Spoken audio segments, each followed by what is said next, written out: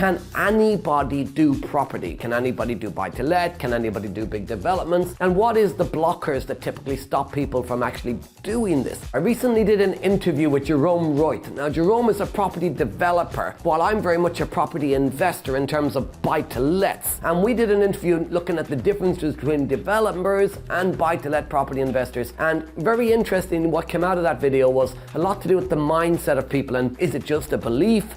Is it money? Is it their environment? What are those blockers? So I thought it'd be helpful to share that part of my interview with you so you can get a deeper understanding of the blockers and the mindset shift that you need maybe to get moving on your property journey. Hope you enjoy it. I'll see you on the other side. Can anybody become wealthy? This comes down to consistency and having staying power. So I'm into horse racing. Not a gambler. I like the concept of a thoroughbred. Now, in flat racing, you've got the sprinters and you've got the stayers. Same in National Hunt, right? And I liken this that we're stayers. Yeah. We're the ones that will do the Grand National course. It's 4 miles, not the 2-mile chase. Yeah. And I don't believe that we're born with these alpha mindsets. I'm going to take on the world. I can do anything from birth. I don't believe that that's reality. And this is this whole mentality thing. It's mindset, the positive mindset, the negative mindset, the growth mindset. I believe that's the single thing that holds people back. You know, the people looking for the perfect deal. That's really got nothing to do with that. Exactly. It's their head. It's their head, yeah. You know, I get asked it all the time. Do you? What's happening, Jerome? Yeah. What's going on in the market? Is it a good time to buy? Shall we do this? Shall we do that? And most people who are getting started in property take their advice off an estate agent. So they walk into a letting agent and say, is this a good property to buy as a rental? And the agent says, ooh, I wouldn't want to live there. Well, I wasn't asking you, did you want to live there? I was asking you, is it a good price as a rental property because other people live there? So we go in as an amateur and we ask the letting agent, who is basically in a job, they're probably there 6 months, and their last job was stacking shelves in Tesco, with respect, or just out of school or out of university. They got a history degree in university, couldn't get a job, so got a job in an estate agent. So we get advice on what property to buy or what property to rent from an estate agent or letting agent who's never bought a property. It's like going to a financial advisor for financial advice. Like, I got people on social media and they'll say to me, what qualifications have you got? Are you a financial advisor? Are you qualified as a financial advisor? And my response is always, well, I wouldn't go to a financial advisor who owns a job because most of them are broke. So you go to a financial advisor for financial advice who went to university to learn to be a financial advisor, but they own a job. I got financial advisors coming to me to learn how to get out of a job because that's what they do. So most people are getting advice from the wrong people. And if you go to an estate agent, number one is they don't know what they're doing, the agent, they're just selling a house. Number two is they get in your way of a creative solution. Your network is your net worth. One of those social media cliches. Yeah. But it's true. Being around the right people as much as you can, because negative people are toxic. Yeah. You know, I've had plenty of people during my career, you'll never be able to do that. What are you doing that for? It's family. And that's normally friends or family. Yeah. Who, with all due respect to them, have never really done anything. I've got 6 sisters and a brother, right? I'm the youngest of 8, and I'm the one my mum worries about most because I'm the one with no job. She's like, when I go home for Christmas, when are you going to sort yourself out? When are you going to get yourself a job? Yeah. A proper job? I am totally the opposite to you in that I'm an only child. And that's a whole different dynamic because it's quite a isolated existence from a very young age. There's no one to kind of hang with on that side. I have no idea what it's like. But being an only child it has actually given me the ability to plough a lonely path. But yeah, it's always the family, it's always the friends. Why didn't you become a doctor?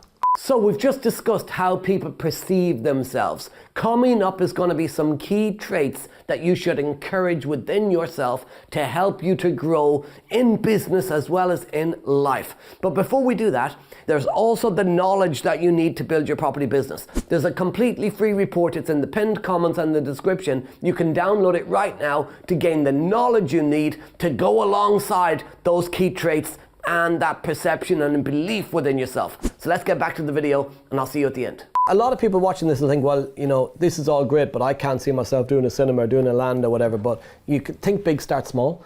I was 35 years old and everything I had done had gone wrong and I was still in a job. And I'd worked from the age of 15 to 35, so 20 odd years, and built a debt using the system the school told you and the education system told us we should follow. And yet 10 years thinking for myself and with support and knowledge and mentors and stuff around me, I built up a big business. So do you think anybody can change or anybody can be successful? Most people think money makes money, but most millionaires on this planet were first generation. What I've learned, once again, as I've got older, anyone has the ability to be anything that they want to be. It's being that best version of yourself. Property's a prime example of it. We all know people that ain't that clever that have made fortunes in property. Who are not particularly gifted, who don't really understand how to get planning, they don't understand how to leverage an investor's money and refinance and spit out some positive cash flow, but they've just done it because it's self-belief. Yeah, it's like if you see some of the richest people on this planet, the highly educated university people work for them. The late Steve Jobs, Apple and all that, would say that you want to be employing people that are cleverer than you in the business, that can teach you how to do stuff. Because things like planning, I can do really well. So I don't need people like me. I need people that are better than me in every other discipline. Yeah. When I wrote my No Money Down book, I had lots of people private message me, email me, etc., saying, read your book, great, but there's some spelling mistakes. And if you're doing another one, I'll proofread it for you. Or did you get a proofreader before you wrote it? And I felt like replying back to them and saying, where's your book? I even had one this week and somebody said, check your spelling on a post I did on social media. And I looked at it and I said, what's wrong with the spelling? And they went, it's IT''S I wrote. Do you think some people worry too much about the little detail and not actually just bloody do it? So we talk all the time about attention to detail and the difference between Rolls-Royce and Skoda. And this quality over quantity, because what we do is very scientific, like you. My attention to detail has to be on the contracts and all the documents you get from the lawyers and the consultants and the whole thing and the bank, whatever, because if you're not attending detail on that, it's going to cost you money. But the person who asks, is it a good time to buy? What they're looking for is the perfect house at the perfect time in the perfect condition for the perfect price. They'll never start. They're a dreamer that'll never start. They worry about making a mistake and end up doing the biggest mistake, which is never doing anything. Show me somebody who's never made a mistake, you show me somebody who's never tried, and they end up failing.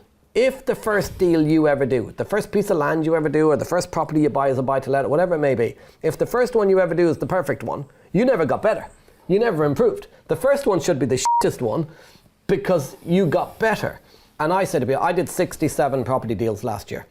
Of those 67 I did last year, only one could be the best, one's the second best, one's the third best, one's the 67th best, but they all have to work. And I think the difference between successful people and those that are building portfolios or building businesses is they understand they're not waiting for the best thing at the best time, they're just doing what works and make sure it works all the time. If you're watching this or listening to this and you're thinking, well, I don't know if it's the right time, it's always the right time, but it's about how you do a deal at any time. I did a much longer interview with Jerome. We also spoke about other topics, such as how to raise finance to build a property business. If you want to watch that, you can do so by staying until the end. It'll pop up on the front of your screen. But remember, download that completely free report. It's in the pinned comments and in the description. That'll give you the knowledge you need to get started on your property journey. I've been Kevin McDonald. You've been amazing. I'll see you next time. Watch out for that video.